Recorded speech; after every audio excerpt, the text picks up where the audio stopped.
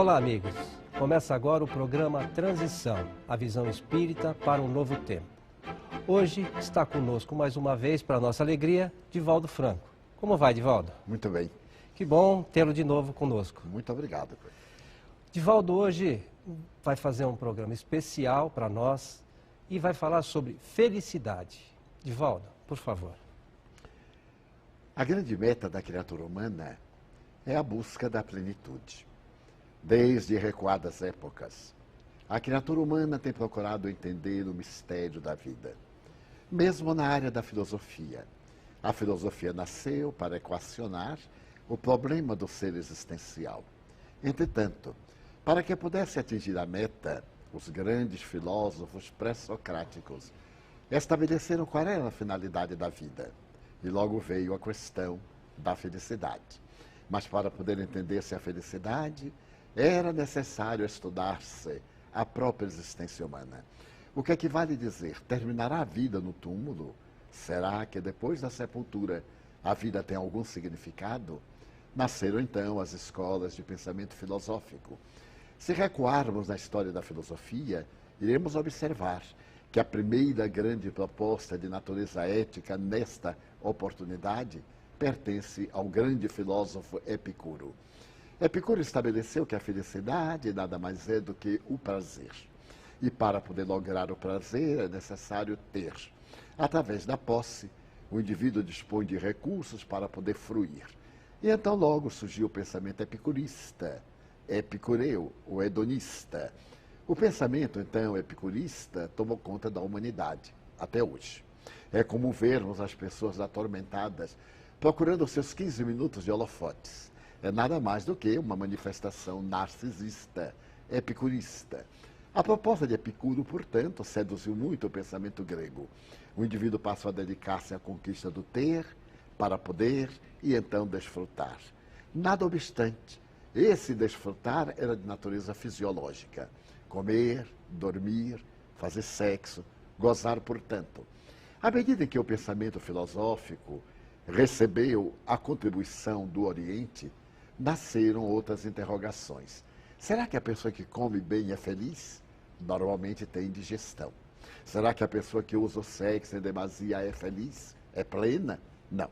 Em realidade, o indivíduo que se torna sexólatra passa a ter transtornos de comportamento. E o que dorme demasiadamente? Este perde o contato com a realidade. Surgiu então um grande interrogatório. Ter proporciona felicidade? Quando surge a figura especial de Diógenes, o notável pensador cínico, dizia Diógenes que a problemática do ter é muito grave, porque quem tem medo de perder a posse. Diria o professor Huberto Roden, a posse é possuidora do possuidor. A pessoa é vítima daquilo que tem. E, por consequência, a pessoa tem muito medo de perder esse momento de glória do seu poder. Diógenes dizia, então, a felicidade não é ter, é deixar de ter. Porque quem não tem nada não pode ficar pior do que o que se encontra. E começou a enunciar em Atenas a sua proposta libertadora.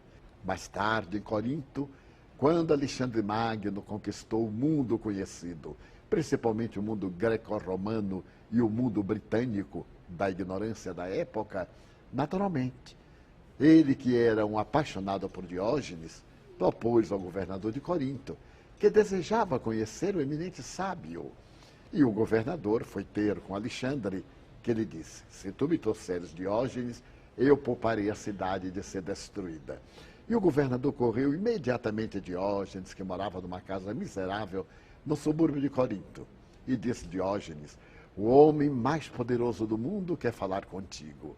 E Diógenes redarguiu, mas eu não quero falar com ele. O governador foi falar com Alexandre, e Alexandre, para a surpresa geral, veio visitar Diógenes. Numa carruagem de ouro com os seus generais, chegou ao bairro miserável, saltou, e era um corpanzil. Chegou à porta, abriu os braços, na casa modesta em que o filósofo escreviava no chão, e disse, Diógenes, eu venho dar-te metade do mundo. Diógenes continuou de mau humor. Tu te sentarás comigo no trono, eu governarei o mundo e tu me ensinarás sabedoria. Diógenes levantou-se, empurrou e disse, Senhor, não me ofereça aquilo que me não pode dar. Então ele perguntou, mas o que não pode dar? Não me roube, Senhor, o que me não pode dar. Empurrou e saiu. Então Alexandre Magno pensou e deu-se conta que, estando à porta, impedia a entrada do sol. E o sol ele não podia dar a Diógenes. Por consequência, ele perdoou Diógenes, perdoou Corinto. E a filosofia do não ter tomou conta do pensamento grego. Mas será que aquele que não tem é feliz? E as intempéries, as enfermidades, os problemas da convivência social? Ademais, existe o que é escravo do que tem, mas também o que é escravo do que não tem. É como vivermos uma felicidade dos relativos. Quando eu me casar, quando eu me aposentar, quando eu tiver dinheiro, quando eu trocar de carro, se eu conseguir tal meta, se eu o lograr, é portanto relativo. E esses são escravos do que não têm. É nesse momento que aparece um outro filósofo, Zenão de Cício, e diz: o problema da felicidade é o problema da dor. Todos sofrem. É necessário, então, que tenhamos uma atitude ética, uma postura superior ante o sofrimento. Sócrates irá dizer mais tarde que a felicidade independe do ter, do não ter, do enfrentar a dor. A verdadeira felicidade é o ser. Mas para ser, são indispensáveis 3 fatores: pensamento reto, conduta correta e palavras saudáveis. E Sócrates começou a pregar: uma doutrina de natureza ética é a base da filosofia. Ele se torna o divisor de águas, porque Platão, seu discípulo, será o mestre de Aristóteles. E graças a este pensamento socrático, ele divulga para a cultura grega uma revolução. Pede aos jovens que se rebelem contra os tiranos, 70 tiranos que governavam a Grécia.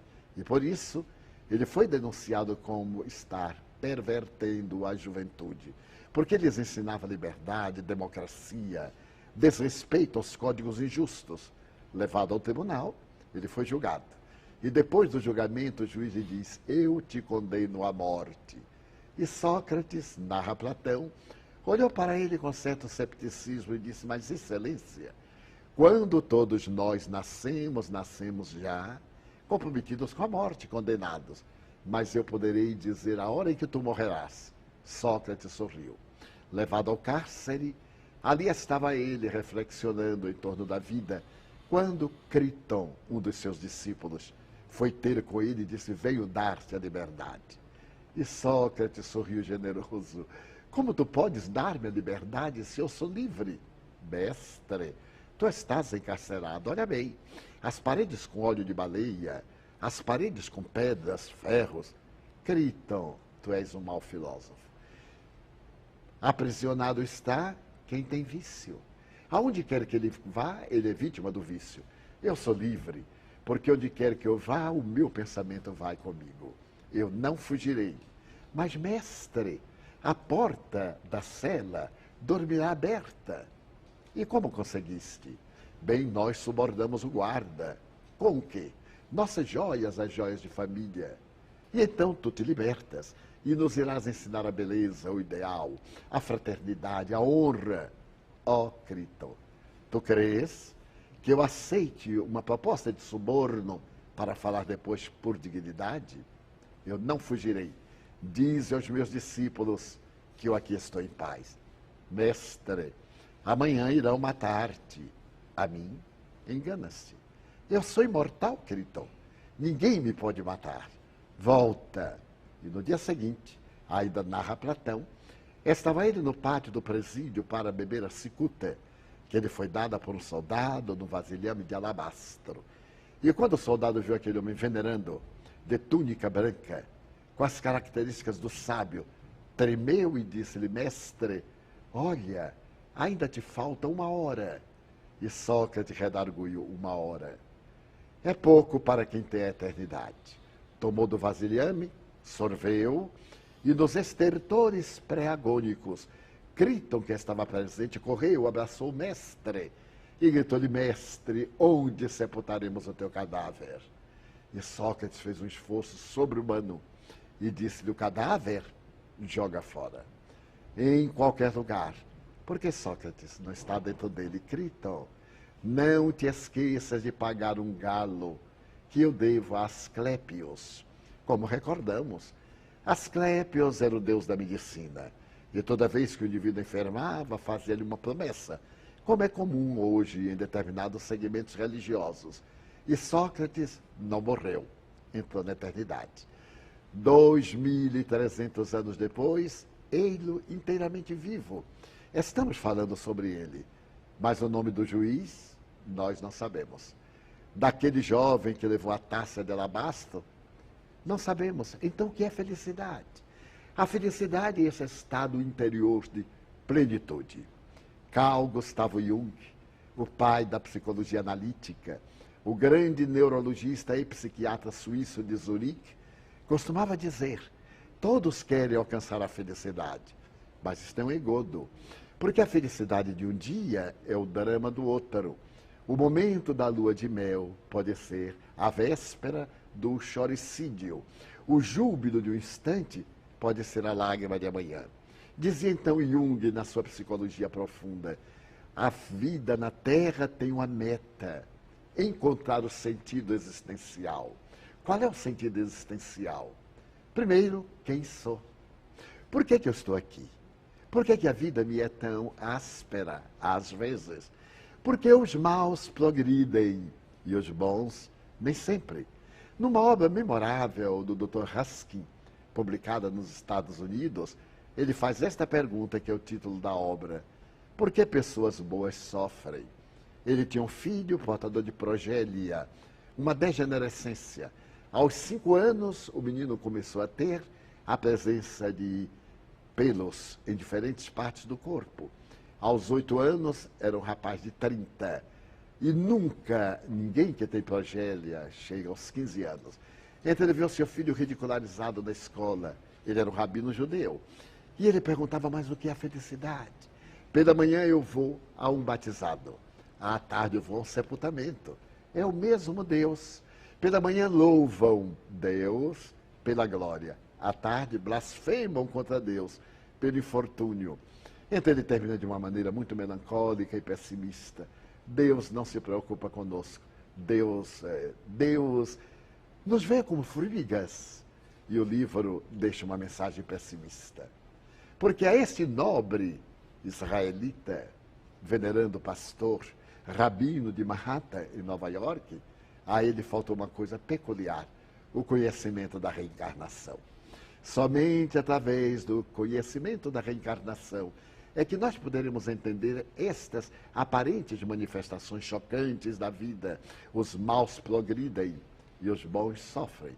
Porque o bom de hoje é o mal de ontem. Ou o bom de hoje é alguém que tem a chance e a desperdiça. Amanhã voltará no eito do sofrimento. Mas então dizia, com toda a segurança, Jung: qual é o sentido da vida? Qual é a nossa meta, o nosso objetivo? O que é que nós queremos realmente? Porque queremos um carro novo hoje, mas dentro de 3 meses queremos o próximo modelo. Temos uma casa fantástica, desejamos piscina, mas logo desejamos uma casa de praia, uma casa da montanha. E aquele que não tem casa busca a sua residência. O sentido psicológico, o significado, é o que Jung chama, de uma maneira muito curiosa, o estado luminoso. Esta palavra provém do verbete latino numen, luz. Ora bem, Jung chega à mesma conclusão de Jesus: o reino dos céus está dentro de vós. E é necessário tomá-lo por assalto. Então a verdadeira felicidade é esta busca de sentido, de significado, esta meta ideal, o ser saber quem é, porque sofre, porque se encontra aqui, a fim de lograr o estado luminoso. Nós vamos para um breve intervalo e já voltamos. Agora você tem ao seu alcance livros espíritas, espiritualistas e de autoajuda com rapidez e preços bem vantajosos. Acesse o site www.megalivros.com.br ou ligue 0 operadora 11 3186 9777 ou 0 operadora 11 3186 9766.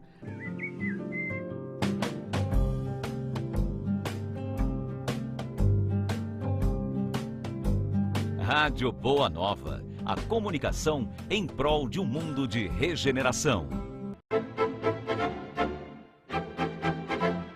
Estamos de volta com o programa Transição, a visão espírita para um novo tempo. Hoje contamos com a presença de Divaldo Franco, que está falando para todos nós a respeito da felicidade. Divaldo, por favor, pode dar continuidade. Em O Evangelho segundo o Espiritismo, de Allan Kardec, nós vamos encontrar a repetição de uma frase monumental.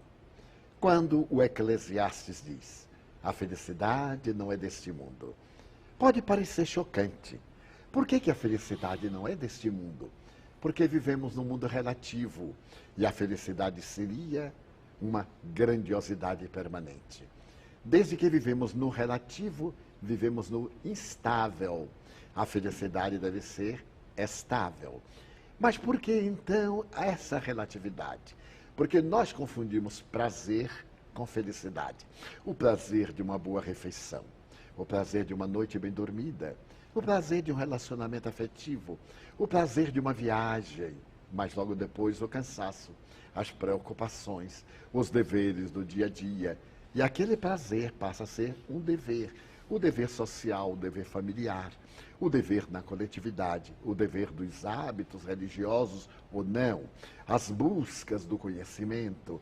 Então, tudo é estável na sua relatividade da nossa própria existência terrestre. Logo, o Eclesiastes tem muita razão. A felicidade não é deste mundo. Jesus, o doce poeta cantor galileu, iria estabelecer isso de uma forma sutil e romanesca. O meu reino não é deste mundo. Equivalendo dizer que a felicidade é o reino de Deus. Mas se o reino de Deus não é deste mundo, há uma sutileza. Ele não é deste mundo, mas começa este mundo. Será aqui que nós iremos colocar os pilotis da felicidade? Estabelecer as bases éticas, bioéticas, morais, da nossa própria existência.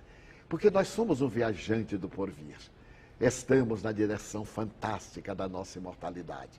Imortalidade que não será depois.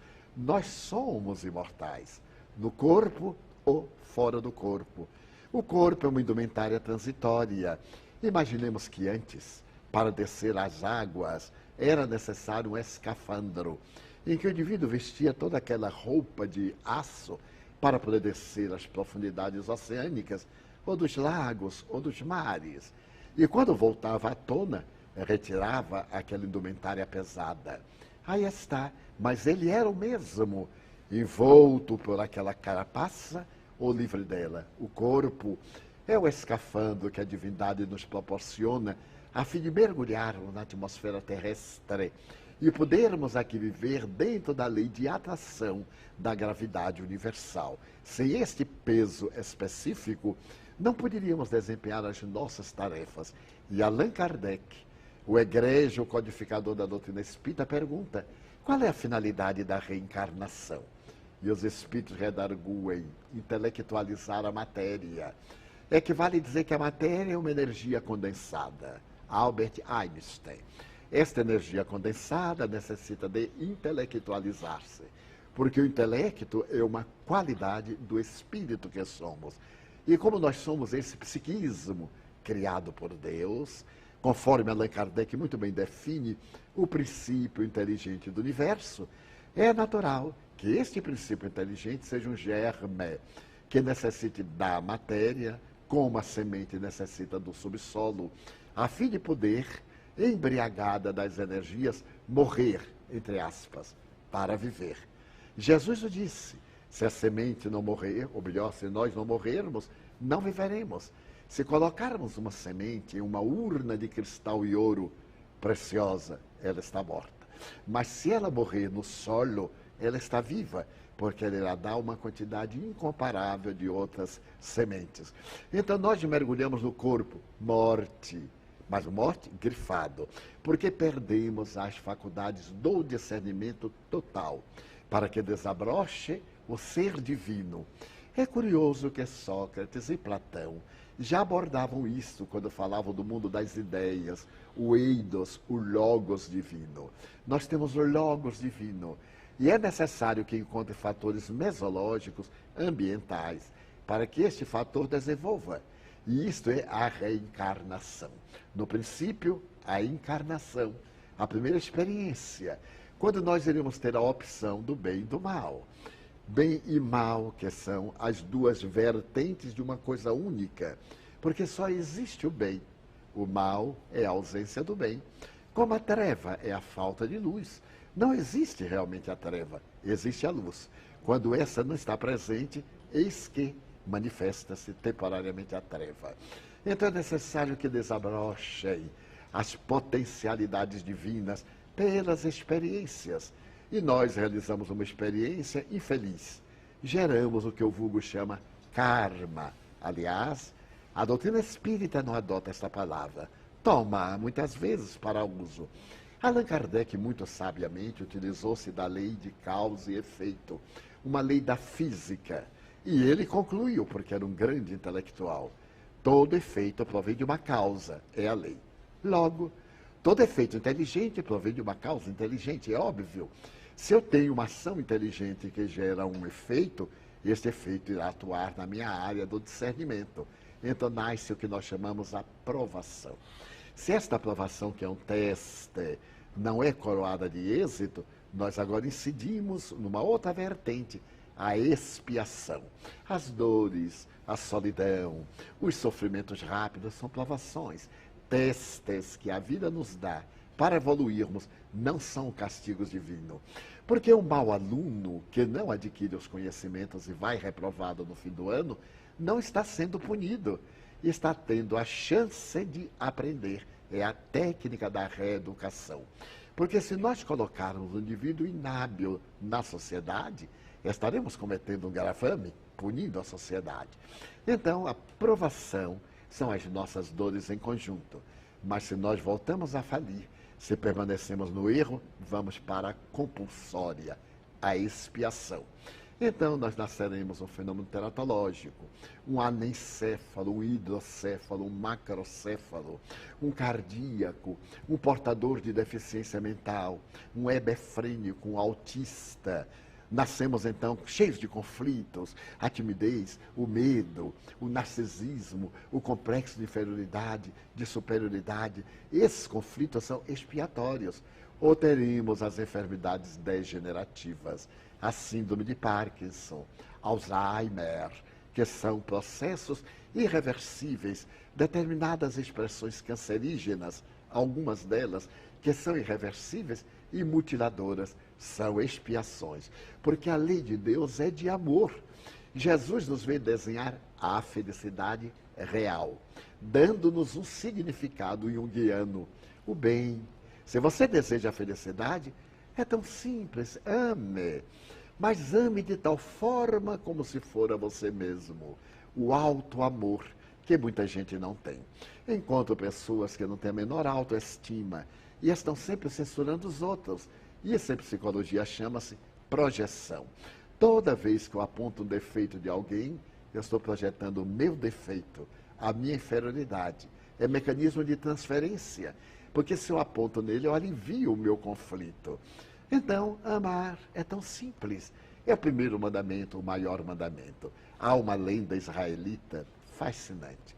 100 anos antes de Jesus, viviam em Israel, em Jerusalém, 2 grandes profetas sábios. Um deles chamava-se Shammai. E um dia um jovem, como todo jovem, sempre muito apressado já àquela época, foi ao mestre e disse-lhe: Senhor, eu gostaria que o senhor me ensinasse toda a Bíblia, durante o tempo em que eu possa ficar de pé, num só pé. O sábio disse: mas isso é impossível. Então não quero. Saiu e foi procurar Hilelo. Hilelo era mais manso, mais sábio. E o jovem propôs: Senhor, eu quero que me ensines a Bíblia todo o tempo em que eu possa ficar em pé, de um só pé, durante a narração. E se isso o senhor conseguir, eu seguirei a sua doutrina. E Léo sorriu e disse: toma postura. O rapaz levantou uma perna e Léo disse: ama. Silenciou. O jovem perguntou: mas apenas isto? Ele: apenas isto. Senhor, e tudo aquilo que tem na Bíblia? Tudo aquilo que tem na Bíblia é explicação disso. Aquele que ama já não necessita disso, mas aquele que não ama necessita de tudo isso para poder amar. Jesus vem 100 anos depois, um mandamento eu vos dou, que vos ameis uns aos outros, que ameis essencialmente a Deus, depois ao próximo, mas na condição do alto amor. Hoje, em psicologia, diríamos, ame-se para amar o próximo e amar a Deus.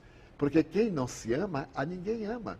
Como o indivíduo pode ser feliz tendo carro, tendo valores do prazer, companhias, poder, e tendo conflito, uma depressão, um conflito narcisista? Ele acha que é o rei solar, sendo egocentrista. Mas na hora que ele se ama, que ele percebe as suas imperfeições e luta contra elas, o que, aliás, é muito saudável, ele muda de atitude, porque ele passa agora a compreender que os outros também têm problemas.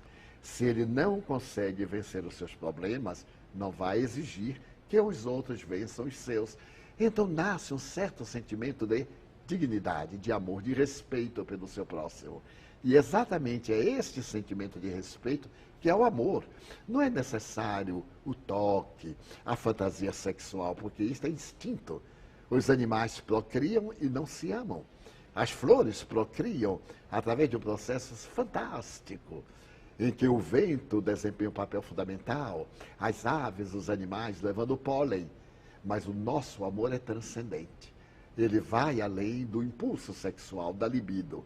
Certamente, na libido também há amor. Quando o amor se coroa de plenitude, nós temos emoções. Depois nós temos sensações. A permuta de hormônios físicos, procriativos, a permuta de hormônios emocionais. O momento de amor da êxtase. O êxtase é uma antivisão da felicidade. Por que antivisão? Porque logo passa. Então é necessário, disse Jesus, que nos amemos. Porque quando nós não nos amamos, nós adoecemos. Todo indivíduo que carrega ressentimento conduz lixo mental. E a nova proposta da psicologia americana do norte europeia é esta: perdoe. Seja você quem dá o primeiro passo. Aliás, repetindo o Espiritismo. O Espiritismo é o campeão glorioso do perdão e do auto-perdão. Principalmente porque aquele que perdoa despoja-se. Não equivale que com seu perdão o outro fique isento da responsabilidade. O perdão é bom para quem o perdoa, mas o devedor continuará devendo, é claro. Ele desrespeitou as leis. Talvez ele não fique devendo a mim, isso não é importante. Ele desrespeitou a lei de equilíbrio. E é esta lei, agora desequilibrada, que irá circular em torno dele, realizando o fenômeno de uma outra lei, a lei das afinidades. Não é comum aqui no Brasil dizermos, dize-me com quem andas, eu te direi quem és. Aqui nós diríamos, dize-me quem és e eu te direi com quem andas. Se o indivíduo guarda ressentimento, ele anda com espíritos perversos, com obsessores, espíritos levianos, fúteis, aqueles que são parte do prazer. E, claro, absorve essas energias. Com os resíduos do ressentimento, ele faz o quê? Uma somatização. A mente transfere para o corpo o conflito e o corpo adoece. Então a proposta espírita, hoje adotada por psicoterapeutas do mundo inteiro, é a do perdão, a base do amor. É o grande significado da proposta de Jung, ame. Então a felicidade tem como objetivo essencial o ato de amar. Seja você quem ama. Todos temos inimigos, mas isso não é importante. O importante é não ser inimigo de ninguém. Por isso que, concluindo, coroamos com a frase espírita: fora da caridade não há salvação. Por quê? Porque a caridade é o amor na sua mais elevada expressão. Divaldo, muito obrigado. Eu gostaria de que você dissesse aos nossos telespectadores sobre, eles perguntam muito sobre a sua agenda. Onde é que eles podem ver a sua agenda, Divaldo? Podem ser no site da Mansão do Caminho, quando nós publicamos cada 3 meses, ali está o relacionamento de todas as viagens e compromissos. Muito bom, Divaldo. Então, muito obrigado mais uma vez, e a você que esteve conosco, o nosso abraço, e esperamos nos encontrar no próximo Transição.